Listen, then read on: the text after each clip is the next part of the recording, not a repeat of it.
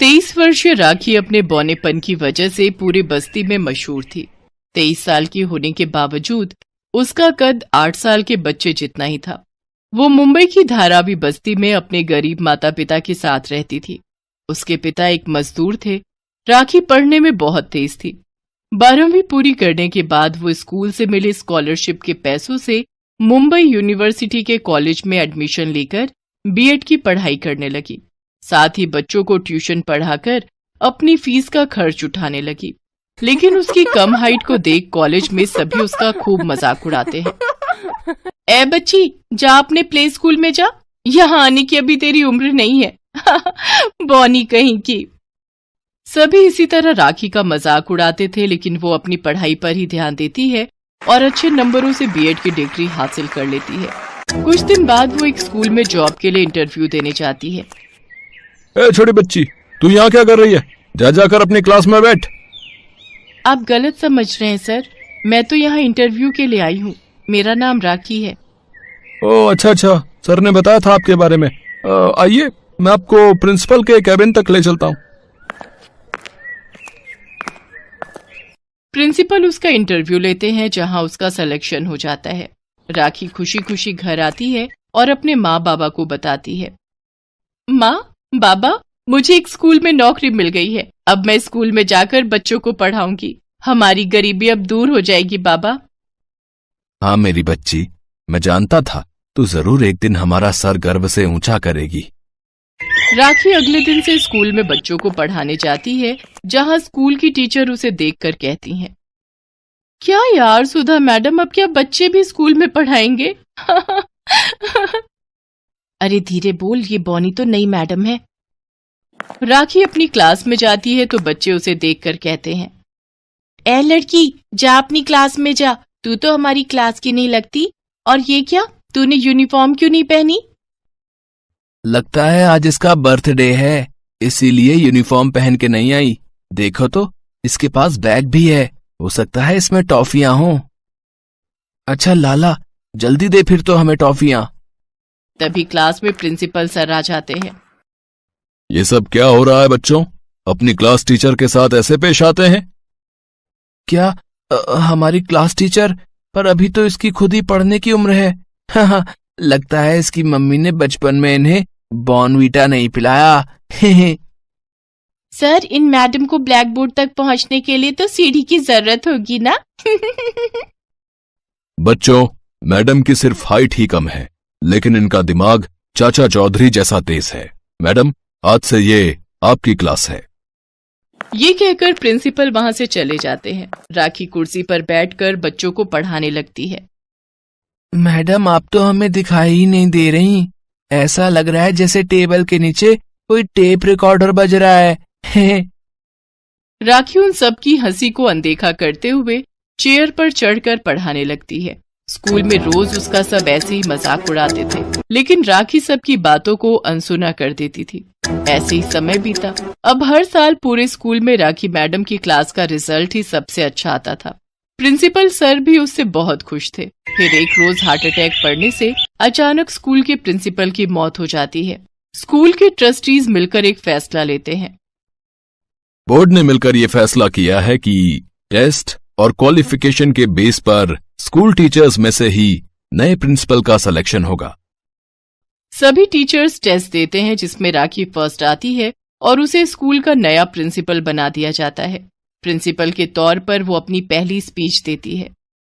बचपन से लेकर आज तक मैंने अपने बौनेपन को लेकर कई ताने सुने हैं, लेकिन मैंने अपनी इस कमजोरी को कभी अपनी मेहनत और लगन पर हावी नहीं होने दिया और पढ़ाई पर पूरा ध्यान दिया, जिस वजह से आज मैं इस मुकाम तक पहुंच पाई हूँ। मेरी कामयाबी में मेरे माता पिता का भी उतना ही सहयोग है जितना मेरी मेहनत का। बच्चों, हमारे पेरेंट्स अमीर हो या गरीब, वो पूरी कोशिश करते हैं कि वो अपने बच्चों को अच्छी शिक्षा प्रदान कर पाए। इसलिए बच्चों का भी फर्ज है कि वो पूरी मेहनत और लगन से अपनी पढ़ाई पर ध्यान दें। जीवन में जितना जरूरी भोजन, पानी और हवा है, उतनी ही जरूरी हमारे लिए शिक्षा भी है।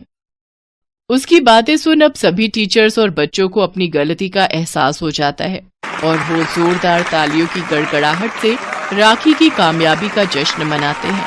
इतनी कम उम्र में प्रिंसिपल बनता देख राखी के माता पिता को भी उस पर खूब गर्व होता है। राखी अब एक नया बड़ा घर खरीद लेती है जहां ऐशो आराम की हर सुख सुविधा होती है। स्कूल में भी अब सब राखी की खूब इज्जत किया करते थे। पारुल 10 साल की एक बहुत ही मासूम लड़की थी। उसके सिर पर बाल नहीं उगते थे, इस कारण वो गंजी थी। आस पड़ोस, रिश्तेदार और स्कूल में सब पारुल को गंजी या फिर टकली कहकर बुलाते थे।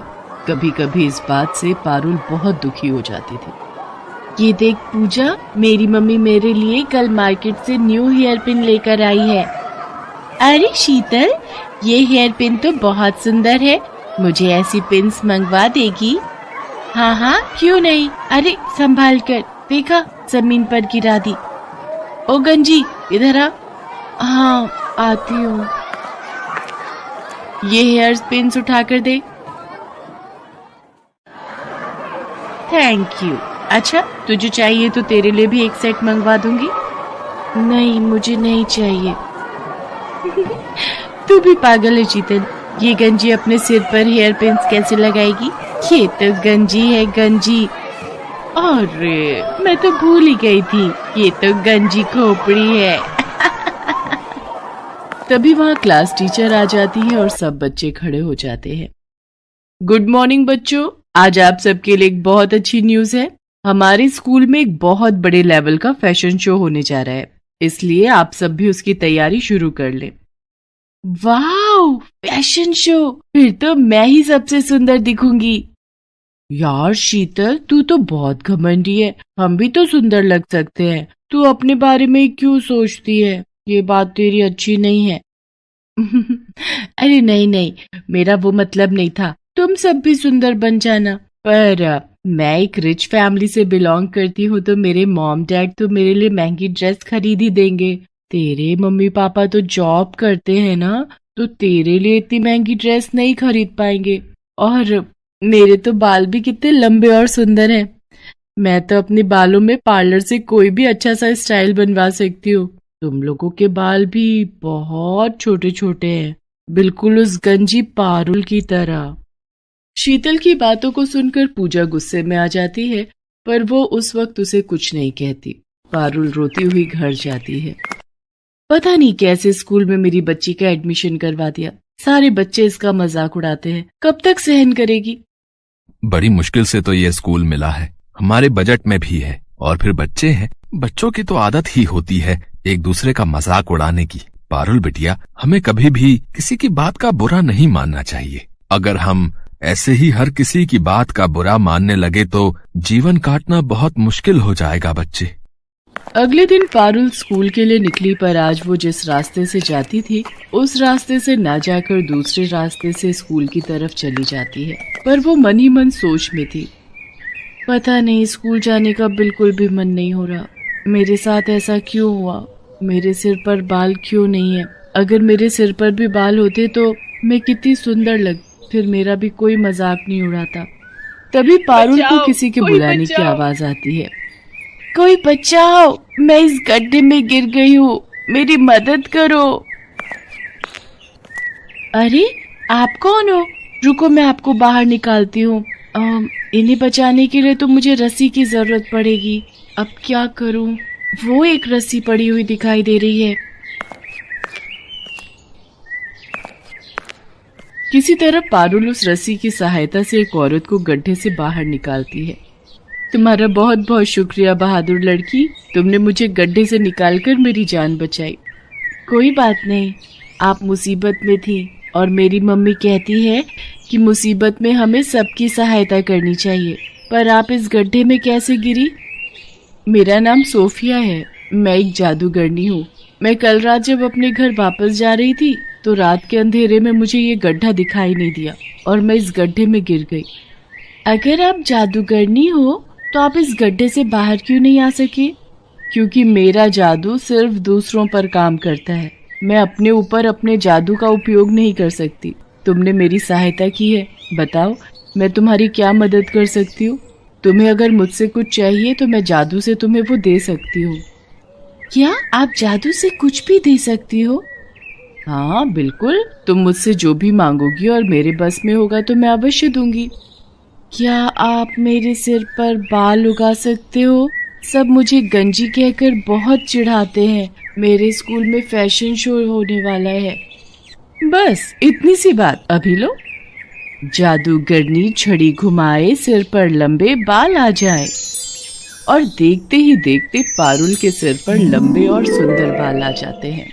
अब वो गंजी नहीं थी। पारुल, तुम्हारे सिर पर असली बाल है, ये बात किसी को मत बताना। जब समय आएगा तो सबको खुद पता चल जाएगा।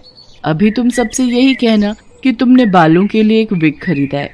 अब तुम स्कूल जाओ और कभी भी मेरी जरूरत हो तो 3 बार मुझे आवाज लगाना, मैं तुम्हारे सामने आ जाऊंगी।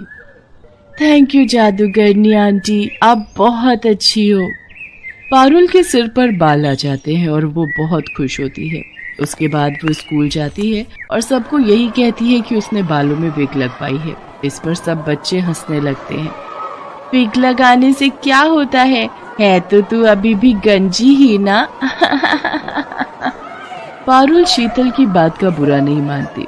पारुल घर जाकर अपने मम्मी पापा को सारी सच्चाई बता देती है। कुछ दिन बाद फैशन शो था और वो बहुत सुंदर तैयार होकर फैशन शो के लिए स्कूल जाती है। शीतल ने भी महंगी ड्रेस और महंगा हेयर स्टाइल करवाया था। पूजा के मन में शीतल के लिए नफरत थी। पूजा उससे अपने अपमान का बदला लेना चाहती थी।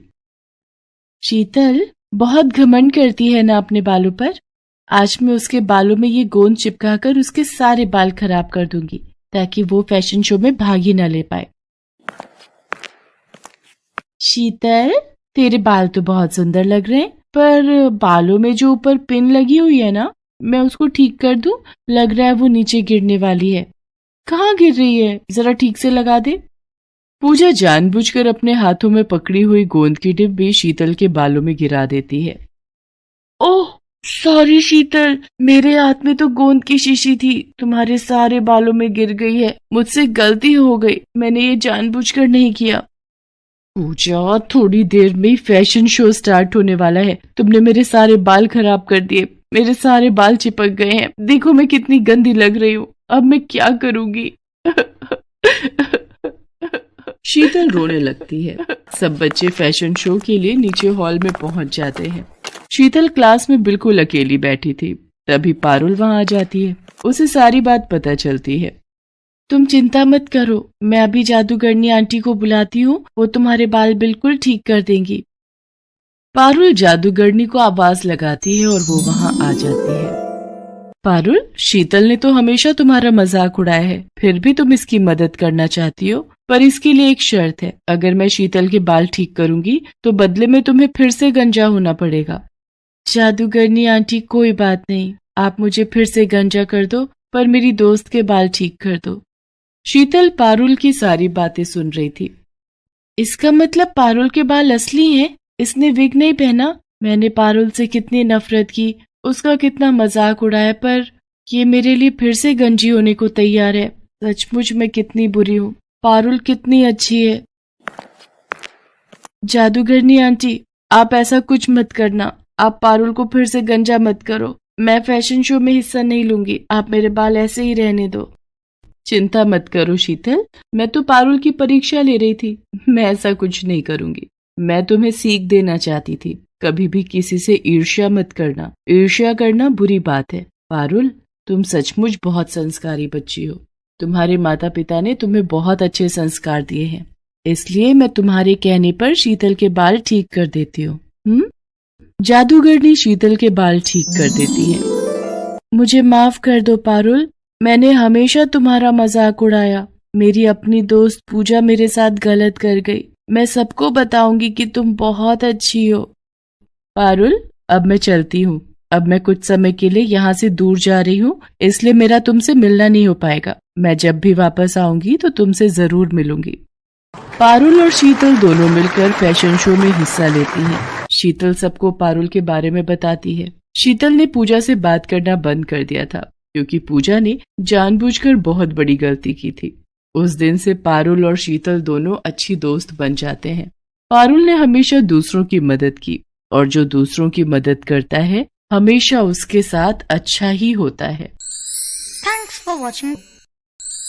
Thanks for